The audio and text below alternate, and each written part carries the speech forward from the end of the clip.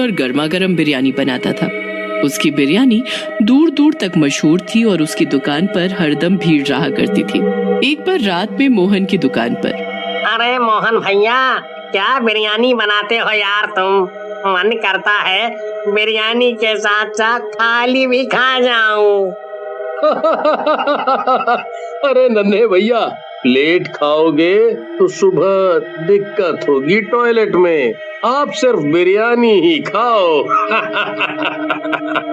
नन्हे और मोहन की बात वहीं खड़ी चुड़ैल सुन रही होती है।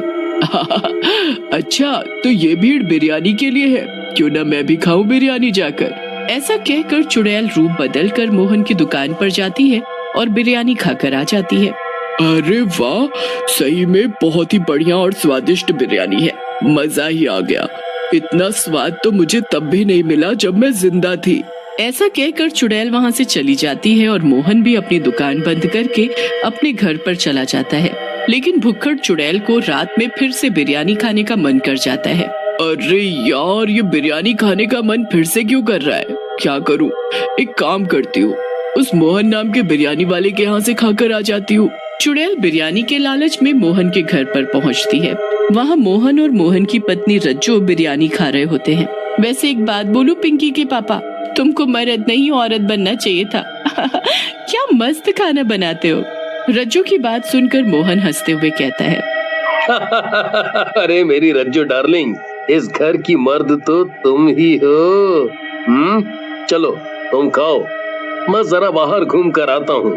ऐसा कहकर मोहन वहाँ से चला जाता है। चुड़ैल घर के अंदर घुस जाती है और रज्जो के अंदर समा जाती है। रज्जो की आंखें डरावनी और लाल लाल हो जाती हैं। इस रज्जो के शरीर में रहूंगी तो रोज बिरयानी खाने को मिलेगी, मुझे मजा ही आ जाएगा। फिर चुड़ैल रज्जो के शरीर में घुसकर सारी बिरयानी खा जाती है। उसके बाद तो रज्जो मोहन से हर रोज बिरयानी पकवाती और रोज खाती। रज्जो की बदली हुई आदतें देखकर मोहन को शक होता है और वो रज्जो से पूछता है, अरे रज्जो, तुम पिछले कई दिनों से रोज बिरयानी खा रही हो, तुम्हारा कुछ और खाने का मन नहीं करता? मैं तो बिरयानी खा कर और देख देख कर परेशान हो गया हूँ। मोहन की बात सुनकर रज्जो मोहन से बोलती है, अब तुम बोर हो गए हो तो हम क्या करें? हम खाए भी नहीं अपनी मर्जी का। जब तक मेरा मन है मैं बिरयानी खाऊंगी, समझे? अब जाओ अपना काम करो। रज्जो मोहन को डांट कर वहाँ से चली जाती है। मोहन भी अपने काम पर लग जाता है। एक रात चुड़ैल बाहर निकलती है और रज्जो से बोलती है, अरे रज्जो, तू तो बड़ी ही किस्मत वाली है। क्या मस्त बावर्ची पति मिला है तुझे, क्या मस्त मस्त बिरयानी बनाकर खिलाता है तुझे। चुड़ैल की बात सुनकर रज्जो कहती है, चुड़ैल, तुम कहाँ से आई हो और यहाँ क्या कर रही हो? मैं जहाँ कहीं से भी आई हूँ, लेकिन अब मैं तेरे शरीर में ही रहती हूँ और जब तक मेरा मन करेगा मैं तेरे शरीर में ही रहूंगी, समझी क्या? चुड़ैल की बात सुनकर रज्जो चुड़ैल से बोलती है, नहीं नहीं चुड़ैल जी, ऐसा मत करिए, मुझे जाने दीजिए। लेकिन चुड़ैल फिर से रज्जो के शरीर के अंदर समा जाती है। इस तरह कई दिन बीत जाते हैं। एक दिन मोहन बिरयानी बनाने की तैयारी कर रहा होता है, तभी वहाँ रज्जो आती है और बोलती है, अरे क्या हुआ जी, अभी तक बिरयानी नहीं बनाई आपने?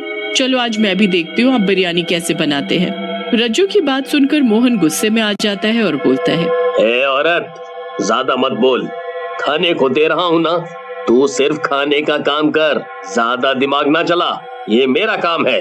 मोहन को गुस्से में देखकर रज्जो वहाँ से चली जाती है। मोहन अपने काम में लग जाता है और बिरयानी बनाकर बाजार में बेचने चला जाता है। ये मोहन बिरयानी बनती देखने के नाम पर इतना क्यों उछल रहा है? ये ऐसा क्या करता है जो मैं नहीं देख सकती? मुझे पता लगाना होगा इसकी बिरयानी का राज। उसके बाद रज्जो मोहन पर नजर रखने लगती है, लेकिन बहुत कोशिशों के बाद भी उसे बिरयानी बनाने का तरीका पता नहीं चल पाता। लेकिन एक रात जब मोहन बिरयानी बनाने की तैयारी कर रहा होता है, रज्जो छिपकर देखने लगती है। जब से मैं इस बिरयानी में बच्चों का मांस मिला रहा हूँ, तब से लोग बहुत ही चटकारे लेकर बिरयानी खा रहे हैं। अगर ऐसा ही रहा तो मैं बहुत जल्द इस शहर का सबसे अमीर आदमी बन जाऊंगा। मोहन की बात सुनकर रज्जो हैरान रह जाती है और डरावनी आवाज में बोलती है, अरे ये मोहन तो बहुत बड़ा शैतान निकला, छोटे छोटे बच्चों का मांस मिलाकर इसमें खिला रहा है। इस दुष्ट की तो जान ले लेनी चाहिए। मुझे इसकी पत्नी को सब बताना चाहिए। ऐसा कहकर चुड़ैल रज्जो के शरीर से बाहर आ जाती है और रज्जो को मोहन के बारे में सब बताने लगती है, जिसे सुनकर रज्जो हंसने लगती है और बोलती है, चुड़ैल की बच्ची, ये सब मैं जानती हूँ। मोहन ये सब कुछ मेरे कहने पर ही तो कर रहा है। रज्जो की बात सुनकर चुड़ैल हैरान रह जाती है और गुस्से में बोलती है, क्या तुम दोनों इंसान कहलाने के लायक नहीं हो? तुम छोटे छोटे बच्चों को मार रहे हो, ये गलत है। मैं तुम दोनों को मार डालूंगी। लेकिन चुड़ैल जैसे ही रज्जो को मारने की कोशिश करती है, चुड़ैल रज्जो के आर पार निकल जाती है।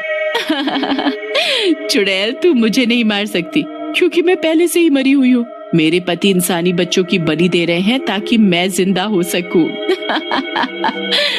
रज्जो की बात सुनकर चुड़ैल गुस्से में बोलती है, तुम दोनों पागल हो गए हो। कहीं इंसान की बलि देने से भी कोई अमर हुआ है? चुड़ैल और रज्जो बातें कर ही रहे होते हैं कि तभी वहाँ गांव वाले मशाल लेकर आ जाते हैं और चुड़ैल की तरफ देखते हुए बोलते हैं, दुष्ट चुड़ैल, तो ये तू है जिसने हमारे बच्चों को हमसे छीना। हम तुझे नहीं छोड़ेंगे। गांव वालों की बात सुनकर चुड़ैल बोलती है, नहीं नहीं, मैंने कुछ नहीं किया। ये सब इस मोहन और इसकी मरी हुई पत्नी रज्जो का किया धरा है। तभी वहाँ पर मोहन आ जाता है और बोलता है, देखा भाइयों, मैंने कहा था ना कि ये चुड़ैल आखिरी में हम दोनों पति पत्नी पर ही ये झूठा आरोप लगाएगी। अब तुम गांव वालों की मर्जी है, जैसा करना हो करो। अरे कैसी बात करते हो मोहन भैया, हम नहीं जानते क्या आपको? आप कुछ मत बोलो, हमें पता है ये चुड़ैल झूठ बोल रही है। ये सब इसी ने किया है।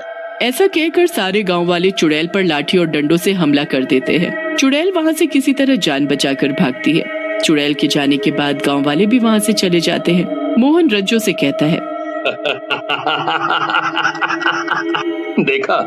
देखा रज्जो डार्लिंग, मेरी प्लानिंग।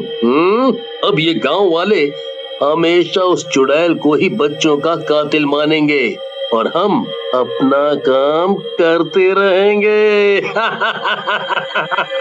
मान गए मोहन, तुम्हारा दिमाग तो चाचा चौधरी से भी तेज चलता है। उधर चुड़ैल जंगल में चली जाती है। ये गांव वाले तो मुझे अपना दुश्मन मानकर बैठे हैं, जबकि मैंने कभी किसी इंसान की जान नहीं ली। मैं क्या करूं? चुड़ैल सोच में पड़ी थी। तभी उसे एक साधु बाबा तपस्या में लीन दिखते हैं। ये बाबा बहुत ही पहुंचे हुए लग रहे हैं, क्यों ना उनसे इस बारे में बात करूं, शायद यही कोई रास्ता निकाल पाए। फिर चुड़ैल बाबा के उठने के इंतजार में उनके पैरों के पास बैठ जाती है। थोड़ी देर बाद जब बाबा की आंख खुलती है, बेटी तुम यहाँ? क्या हुआ? आज एक चुड़ैल को इस बाबा की जरूरत कैसे पड़ गई? बाबा की बात सुनकर चुड़ैल कहती है, बाबा मुझे अपने लिए आपकी जरूरत नहीं है, बल्कि इस गांव के बच्चों की रक्षा के लिए आपकी जरूरत है। फिर चुड़ैल बाबा को मोहन और उसकी पत्नी रज्जो के बारे में पूरी बात बता देती है, जिसे सुनने के बाद बाबा बोलते हैं, इन दुष्ट पति पत्नी का कुछ करना होगा। इस मोहन को जरूर काला जादू आता है, जिससे इसने अपनी मरी हुई पत्नी की आत्मा को वश में कर रखा है। मुझे ले चलो उन दोनों के पास। फिर बाबा और चुड़ैल मोहन के पास चले जाते हैं। मोहन बाबा और चुड़ैल को देखकर बोलता है, पहली बार साधु और चुड़ैल को साथ में देख रहा हूँ। मजा आ गया। मोहन ज्यादा ही मत कर और अपनी पत्नी की आत्मा को यहाँ से जाने दे और बच्चों की हत्या बंद कर, नहीं तो मुझसे बुरा कोई नहीं होगा। ऐसा कहकर बाबा अपने हाथ ऊपर करते हैं। उनके हाथों से एक तेज रोशनी निकलती है जो रज्जो के ऊपर पड़ती है। रज्जो वहाँ से गायब हो जाती है। ये देख मोहन गुस्से में आग बबूला हो जाता है। ये क्या किया बुड्ढे? मेरी मेहनत बर्बाद कर दी, मेरी पत्नी की आत्मा को यहाँ से भेज दिया। अब तेरी बारी है। ऐसा कहकर बाबा एक त्रिशूल से मोहन की गर्दन काट देते हैं। बाबा